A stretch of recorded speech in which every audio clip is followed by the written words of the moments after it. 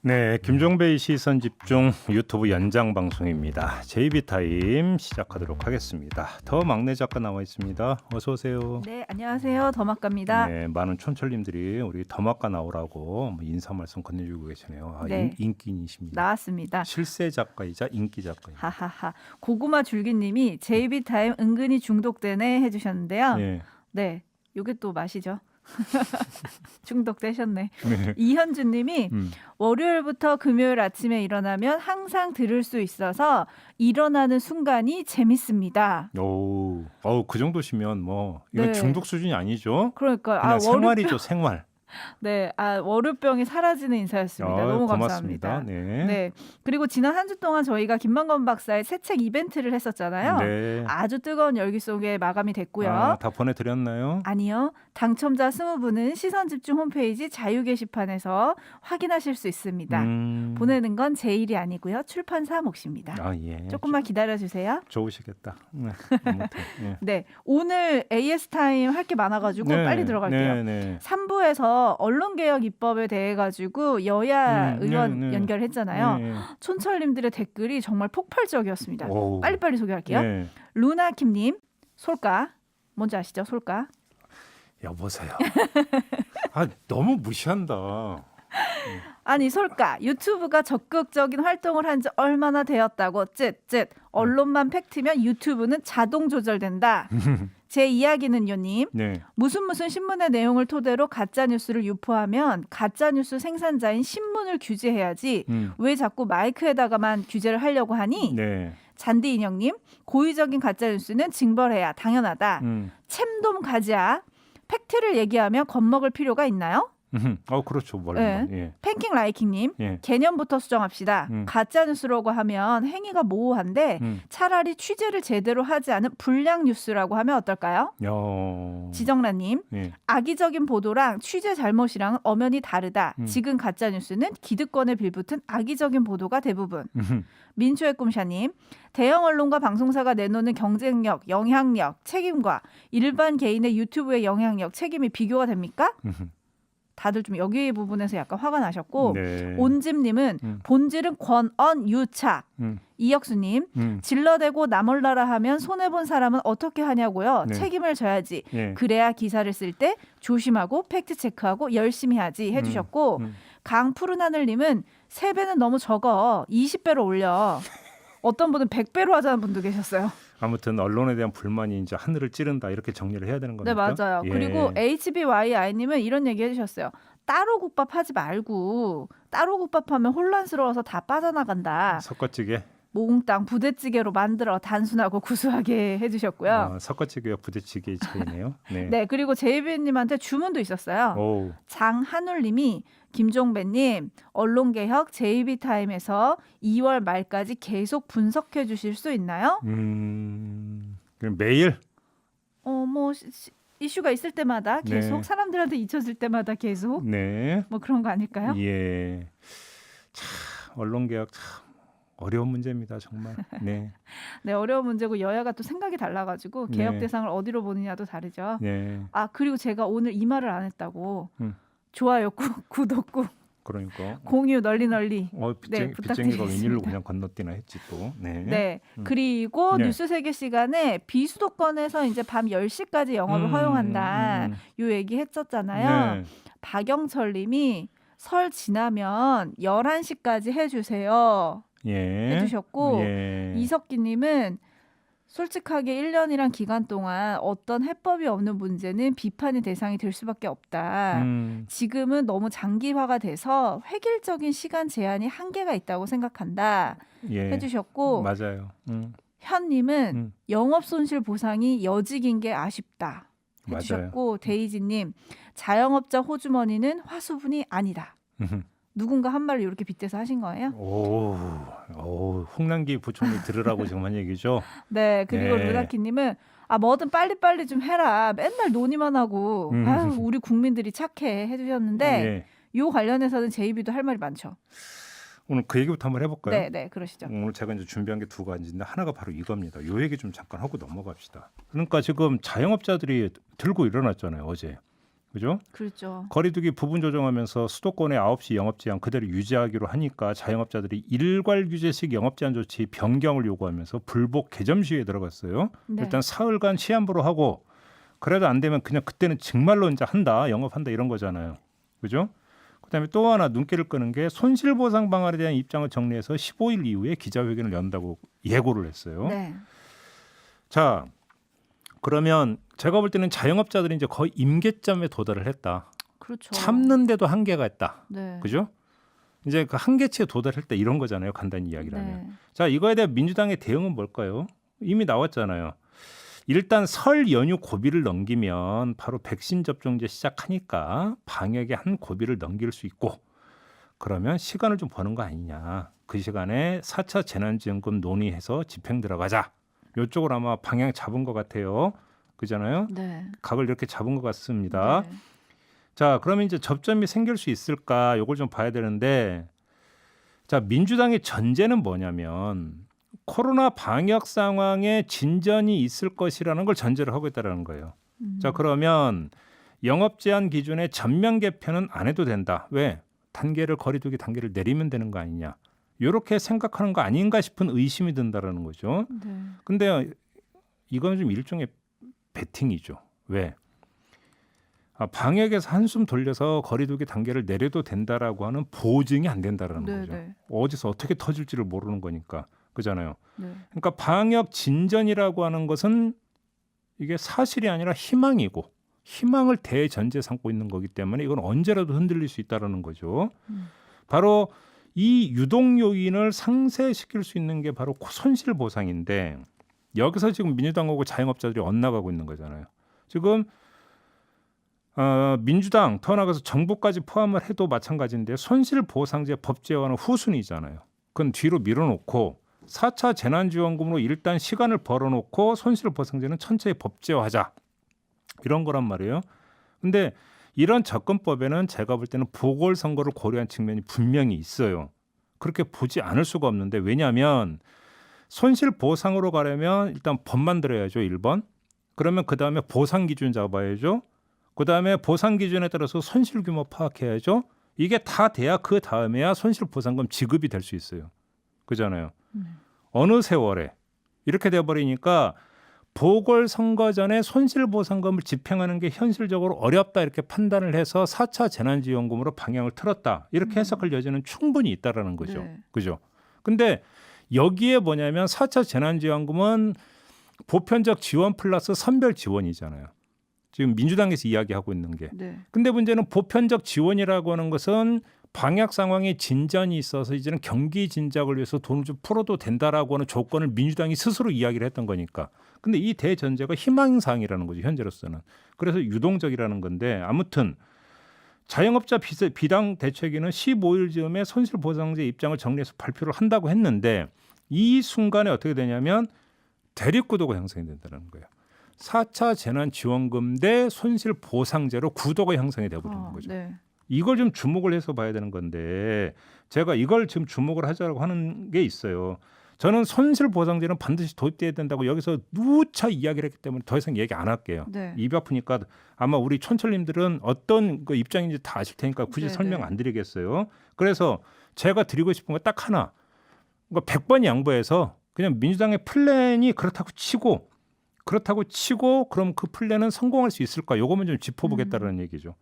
자, 관건은 제가 볼 때는 속도예요.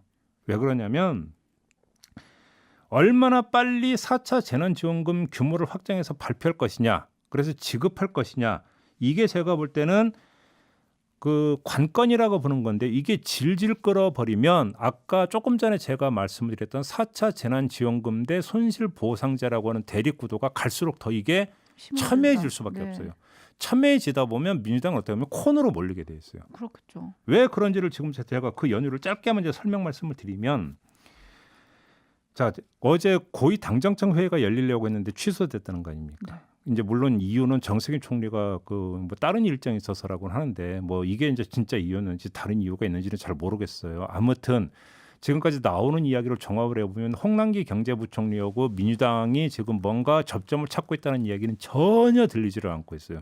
이런 상태에서 만약에 기재부의 사보타지가 계속 이어진다고 치죠.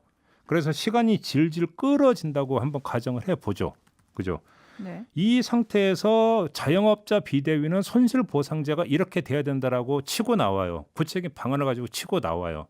이런 상태가 되어버린다고 하면 여기서 아주 재미난 게 하나가 형성이 되는데 뭐냐면 기재부는 이거잖아요. 4차 재난금 몽땅 안 된다가 아니라 할 거면 선별로 해야지 부편은 안 된다 이 주장이잖아요. 그러면 기재부가 이야기하는 선별과 자영업자 비대위에서 이야기하는 손실보상이 일정하게 접목 지점이 형성이 된다는 거예요. 뭐냐면 성격은 달라요. 기재부가 이야기하는 선별직업은 지원금이에요.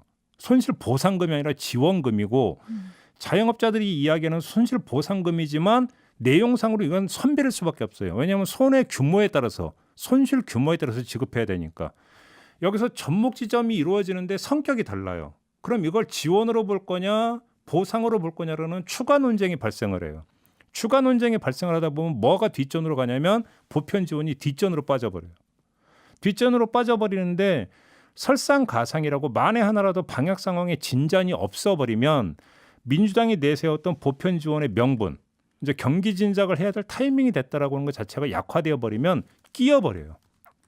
끼어져 버리는 상태가 돼버리는데 이런 상태가 돼버리면은 민주당은 기재부의 카드로 가든 자영업자의 카드로 가든지 간에 끼어버리는 어떤 형국이 될 수밖에 없다라는 것이죠. 자, 이렇게 되어버리면 민주당은 정치적으로 되게 난감한 처지에 빠져버릴 수밖에 없다.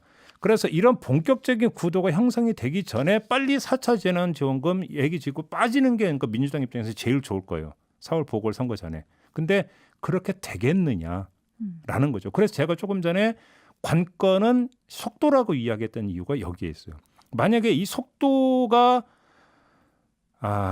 올라가지를 않아서 만약에 지연이 되어버린다라면 가장 최악의 상황으로 민주당은 내몰릴 수도 있다. 요걸 지금 봐야 되는데 민주당이 요걸 생각하고 있는지를 잘 모르겠어요. 그래서 제가 드리고 싶은 말씀은 그러니까 민주당이 여기서 꼼수 부려라는 얘기를 드리는 게 아니고 이럴 때일수록 정도로 가야 된다라는 것이죠. 이럴 때일수록 정도로 가야 되는 것이고 그렇게 본다면 손실보상제 자꾸 뒤로 미루는 어떤 이런 태도에 대해서는 한번 재구를 할 필요가 있다. 요 점을 다시 한번 강조하기 위해서 지금 이 말씀을 드리는 거예요. 네. 많은 분들이 한숨을 올려주고 계신데 네. 김진선님이 솔직히 시간 제한보다는 인원 제한에 무게를 좀 두면 좋겠다. 시간 제한은 좀 완화하고 이런 현실적인 안을 주셨고 최규철님은 영업 보상은 언제 하냐? 자영업자들 다 죽은 다음에 할 거냐? 네. 푸들푸들님은 자영업자가 조심하면 뭐해요? 코로나는 교회에서 또 터질 텐데. 네. 그리고 이혁수님은 호프집은 보통 2차로 가는데 2차를 8시에 가면 1시간 영업을 하는 거다. 대낮부터 호프집 가는 사람은 거의 없지 않냐. 네. 이거는 9시 제한은 호프집 망하라는 거다. 그러니까요. 시간 조금 늘려줘야 한다 해주셨고요. 노래방 그 사장님들이 다 하는 얘기도 그거잖아요. 네. 아니 맨정신에 노래방 오는 사람이 얼마나 있다고 술 한잔 드시고 그렇죠. 대낮에 가는 분은 거의 없죠 사실. 오시는데 그 시간이 9시 이후다 이 얘기하는 거잖아요. 맞아요. 그죠? 이승민님은 소급이 안 되면 말짱 황 해주셨고요. 이 모든 것이님은 좀 극단적인 대안을 주셨어요. 답답합니다. 국회의원들 세비 전액 또는 80% 이상 내놓고 기재부 공무원들도 월급 내놓고 자영업자들 보상 논의해보세요. 그러면 답이 나올 거예요. 네. 아무튼 저는 생각 잘하기를 바란다는 말씀을 드리고 싶은 게 만에 하나라도 속도가 늦어져 가지고 자꾸 그러니까 이 지원금으로 손실보상 통치자라고 만약에 나와버리는 순간에 여기서 자영업자 비대위에서 손실보상제 치워버린 상태에서 된다면 택도 없다. 그다음에 이거는 결국은 손실보상 안 하려고 결국은 그러니까 대충 틀어막는 거 아니냐라는 식으로 갈 수밖에 없어요 논의가. 그렇게 된다면 그거는 효과가 반감되는 수준이 아니라는 거예요. 그래서 속도가 중요한데 속도를 올릴 수 있는지 그거는 정부와 여당 간의 협의의 문제겠죠. 네. 그죠? 저는 이거 동의해서 드리는 말씀이 아니라고 아까도 얘기했어요. 하지만 아무튼 액면 그대로만 놓고 보더라도 속도가 중요한데 속도가 지금 가속 페달을 밟는다는 이야기는 어디서도 안 나오더라. 그러게요. 이 말씀만 생각보다, 지금 드리는 겁니다. 지지부진해지는 것 같죠. 네. 네, 새겨 들으시고 네. 누군가가 또 하나 준비한 얘기 가시죠. 네, 또 하나 이제 그 요거 한번 좀 정리를 좀 할게요. 지난주에 뜨거웠던 게 김명수 대법원장 아닙니까? 네, 근데 지금 국민의힘이 진퇴양난에 빠졌다라는 거잖아요. 왜? 김명수 대법원장의 처리 문제를 놓고 네, 탄핵하자니 그것도 문제고 사퇴 요구하고 있는데 사퇴를 설령 하더라도 문제고 이거잖아요. 네, 왜? 탄핵을 하자니 문제인 게 의석수 생각할 때 이건 가능성 없고 제로고 그죠? 네. 그래서 국민의힘에서 자진 사퇴를 주장을 하고 있는데 물론 김명수 대법원장은 자진 사퇴할 생각 없다고 밝혔지만 설령 자진 사퇴를 한다고 해도 여기서는 자진 사퇴를 하면서 탄핵을 해도 마찬가지예요. 고민거리가 뭐냐면 그러면 후임 대법원장 뽑아야 되잖아요. 임명해야 되잖아요. 네. 근데 그걸 누구 손에 맡긴다? 문재인 대통령 손에 맡기는데 야 이게 도대체 이건 뭔 시츄에이션이냐. 그래서 이건 또 아니지 않느냐. 네. 그렇다고 그러니까 그냥 열심히 자리 보존하세요라는 얘기는 죽어도 못하겠고 그죠? 이러지도 못하고 저러지도 못하고 있다라고 하는 이야기가 계속 전해지고 있는 거 아니겠습니까? 자, 그 관련해서 제가 좀 간단하게만 좀 말씀을 드릴 게 있는데요. 그 결론부에서 잠깐 말씀을 드리고 이왕 제기된 문제가 한번 우리 중간 정리를 한번 해봅시다. 애당초 김명수 대법원장 문제가 제기된 배경이 뭐예요? 임성근 부장판사에 대한 국회 탄핵의 탄핵이죠. 부당성을 부각하기 위한 용도였잖아요. 네. 그죠? 그런데 그 다음에 나타난 양상은 정반대로 흘러가고 있어요. 첫째, 오히려 임성근 탄핵의 정당성만 강화시켜줬어요. 결과적으로. 물론 기획 의도는 아니었지만 결과적으로. 왜? 자기가 소속된 조직의 수장을 면담하면서 몰래 녹음한 행태를 두고 인성의 문제가 있는 거 아니냐라까지 이야기가 나오고 있어요. 그잖아요. 네. 그러니까 탄핵을 차라리 잘했다라는 이야기가 지금 나오고 있는 거 아닙니까? 이 문제가 탄핵 사유였던 박근혜의 7시간 명예훼손 사건 재판 개입과 오버랩되면서 국민들로 하여금 사법부 현실이 어떤지 대충 감잡겠다. 안 봐도 비디오다. 이런 인식을 심어져 버린 거고요. 뿐만 아니라 대법원장 탄핵 주장까지 나옴으로써 어떻게 되는 거예요? 아니 대법원장 탄핵까지 거론하는 판에 부장판사 탄핵이 뭐가 대수라고. 라는 이야기까지 양념으로 지금 곁들여지고 있다는 겁니다. 그러니까 현직 판사 그 탄핵 소추가 뭔가 대단한 일이 아니라고 하는 것을 오히려 몸으로 보여줬다라는 거예요. 그잖아요. 네. 그래서 탄핵의 정당성을 오히려 강화시켜준 결과가 나와버렸다. 이게 첫째고요. 두 번째, 사법개혁의 필요성을 부각을 시켜줬어요. 결과적으로. 지금까지 사실 사법개혁은 검찰개혁에 밀려서 그러니까 뒷전으로 밀려나 있지 않았습니까? 네. 그래서 대중적인 사실 감도도 관심도 별로 없었어요. 그 개혁 필요성의 근거가 됐던 사법농단 사건은 이미 몇 년 전의 일이었고 거기에다가 재판에 회부가 되지 않았습니까? 그래서 어떤 대중들의 관심 밖으로 밀려났던 측면들이 분명히 있었던 거예요. 그런데 최근에 이제 국민적 상식과는 거리가 먼 판결, 저희도 이제 여러 번 어떤 비판을 한 바가 있었습니다만 네. 국민적 상식과는 거리가 먼 판결이 잇따르면서 이 사법부 이거 도대체 뭐야라고 하는 불만과 불신이 조금씩 나타나고는 했지만 네.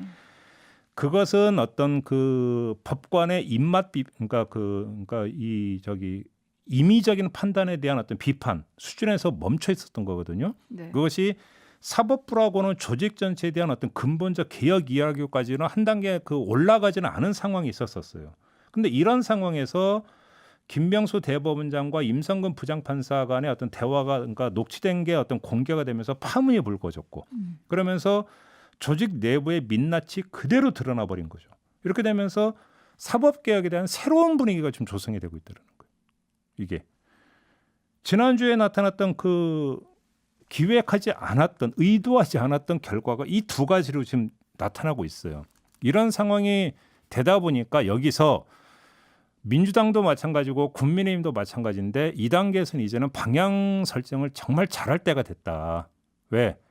뜻한 바대로 되는 게 아니라고 한다면 흐름에 어떤 순응하면서 거기에 맞게 순리에 맞게 대처 방법을 찾는 것도 현명한 자세다라는 말씀을 드리는 거고요.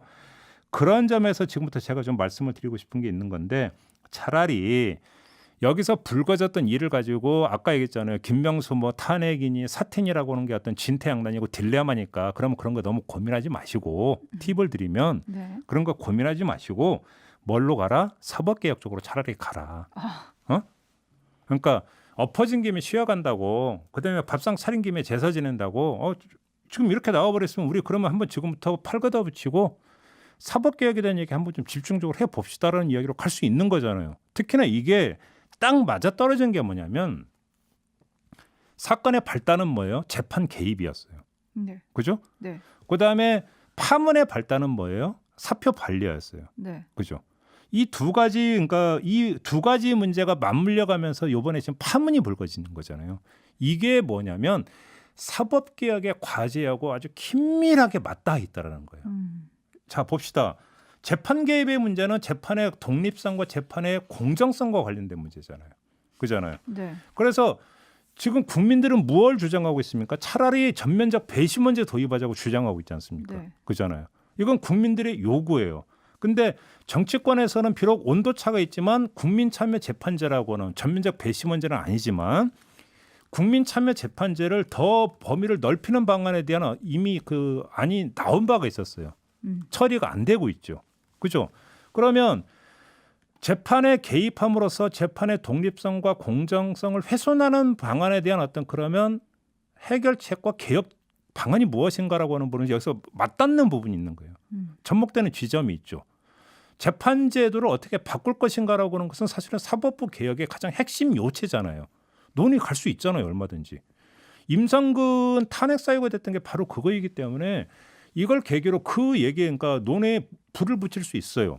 그다음에 뭐 사표 반려라든지 법관 인사와 관련해서 이미 또 어떤 그 정치권에서는 어떤 이야기가 나온 바가 있냐면 법관 인사위원회라는 게 있어요. 네. 법관 인사위원회라고 하는 것에 대해서 재임용 문제를 여러 가지를 여기서 다 논의를 하는데 지금 그 사법부 개혁 방안 중에 하나로 나왔던 게 법관 인사위원회의 외부인 참여를 대폭 늘려가지고 그죠? 네. 법관 인사위원회 자체가 한편으로는 사법부를 견제하는 기능까지 할 수 있도록 넓히자라고 하는 개혁 방안도 이미 나왔어요. 네. 지금까지 정치권은 귓등으로도 듣지 않았고 한 번 흘려보지도 않았던 방안이지만 나왔던 거예요.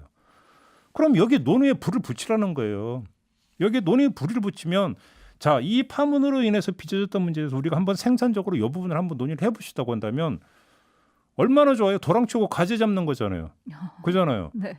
그리고 정말로 김명수가 정 문제라면 그 하위 범죄에서는 논의도 된다고 생각을 해요. 저는 탄핵 논의하라. 그다음에 탄핵할 수 있으면 해라. 저는 그것도 할 수 있는 하나의 중요한 어떤 뭐냐면 변곡점일 수도 있겠죠. 하지만 그게 어렵다라고 한다면 차라리 그쪽으로 가서 생산적으로 가라. 그리고 민주당도 여기에 대해서 저는 논의를 거부할 이유도 없다고 생각하고 거부해서도 안 된다고 생각해요. 그리고 국민의힘도 마찬가지예요. 국민의힘에서 방향을 이쪽으로 잡아버리면 차라리 어떤 그 탄핵 시도에서부터 쭉 가져갔던 것의 어떤 국민의힘의 어떤 그 행보의 정당성을 오히려 강화시켜 줄 거예요. 오히려. 그래서 전화위복이 될 수 있죠.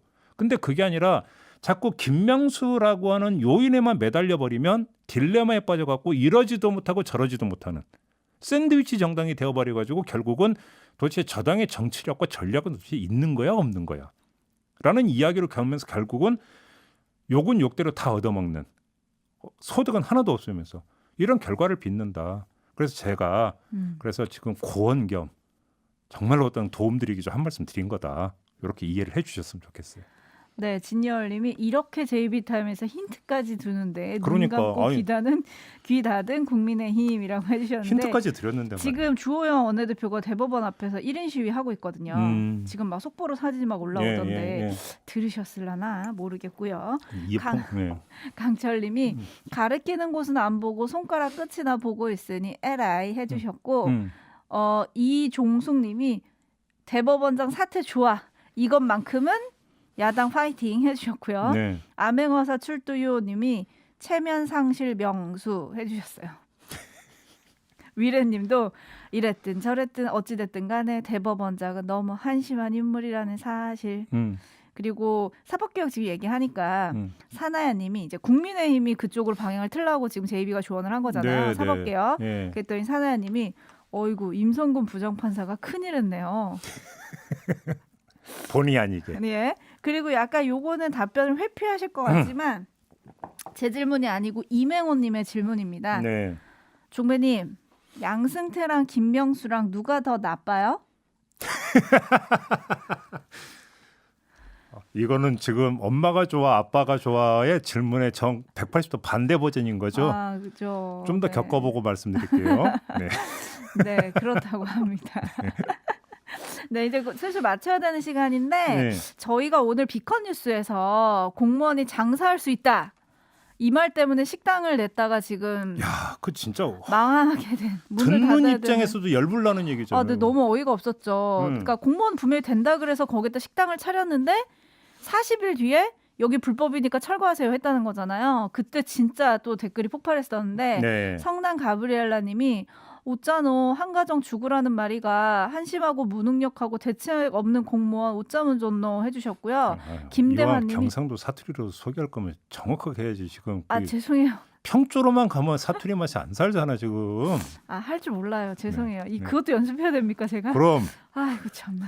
김대환 님은 네. 창녕군청 빨리 구제 방안 시행하라. 3남매 엄마다. 이 겨울에 무슨 짓을 한 거니? 라고 혼내켜 주셨고 정말 많은 분들이 이거는 대책이 없다는 건 말이 안 된다. 그러니까. 공무원들이 대책을 내놔야 된다. 그리고 건물주는 뭐 하는 거냐? 뭐 아니, 이런 얘기도 법원도 있었어요. 그래. 법원도 그게 말이 되는 판결이에요. 그게. 아 그러니까 너무 말이 안 되는 것 같아요. 그래 그리고 그래서 제가 오늘 사법개혁 얘기를 하는 이유도 거기에.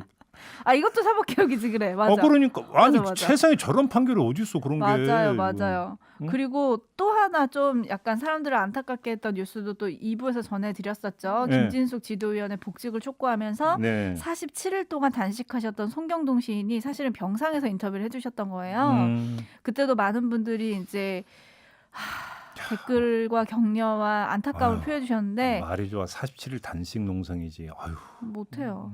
강철님이 네. 아직도 이렇게 목숨을 걸고 단식을 해야 그나마 목소리를 들어주는 나라가 한국이 맞냐 해주셨고요. 김씨님은 아휴 저런 분들 억울함을 조금이라도 덜어주라고 있는 게 정부고 국회다 해주셨거든요. 맞아요. 제가 이 두 가지를 왜 소개하느냐. 설미치잖아요. 이때가 되면 국회의원들 고위공직자들 어디 가요? 시장 가죠. 시장 가고. 네. 아 오뎅만 사 먹지 말고 어묵이라고 해야 되나? 네, 오뎅은 일본만 해요. 사 먹지 말고 이런 힘든 우리 이웃들을 좀 제대로 살펴주셨으면 좋겠다라는 의미에서 소개해드립니다. 알겠습니다. 저도 마지막으로 한 마디만 더 하고 마무리하겠는데요. 원래 정치라는 게 예측 불가인 게 정치예요. 그래서 생물이라고 하잖아요. 그렇죠. 예. 저는 럭비공이라는 표현을 더 좋아하는데 왜냐하면 어디로 튈지를 몰라요. 네. 왜 그러냐면 그럴 수밖에 없는 게 정치는 사람들이 하는 거잖아요. 네. 작용에 반작용이 있기 때문에 거기서 계속 조절되면서 가는 게 정치예요. 네. 그렇기 때문에 아무리 전략이란 걸 짜봤자 전략이 그대로 먹힐 수가 없어요. 전략은 자기들의 일방적인 구상이고 맞상대가 어떻게 대응할지도 물론 예상을 하지만 그대로 나온다라는 게 아니기 때문에 거기서 많이 흔들리는 거잖아요, 판이. 그래서 정치 평론도 그래서 어려운 거예요, 사실은. 그죠? 네. 근데 아무튼 그렇기 때문에 정치에서 중요한 거는요. 전략에서 의도도 중요하지만 그거보다 사실은 더 중요한 게 의도치 않은 양상이 벌어졌을 때 어떻게 그러면 퇴로를 열 것인가가 더 중요한 거예요, 사실은. 네. 거기서 어떻게 조정을 하고 내지 어떻게 후진을 할 것이냐가 더 중요한 문제인데 제가 조금 전에 말씀을 드렸던 게 바로 그래서 드리는 거예요. 그잖아요. 네. 김명수만 계속 때린다고 해서 사법개혁이 이루어지는 것도 아니잖아요.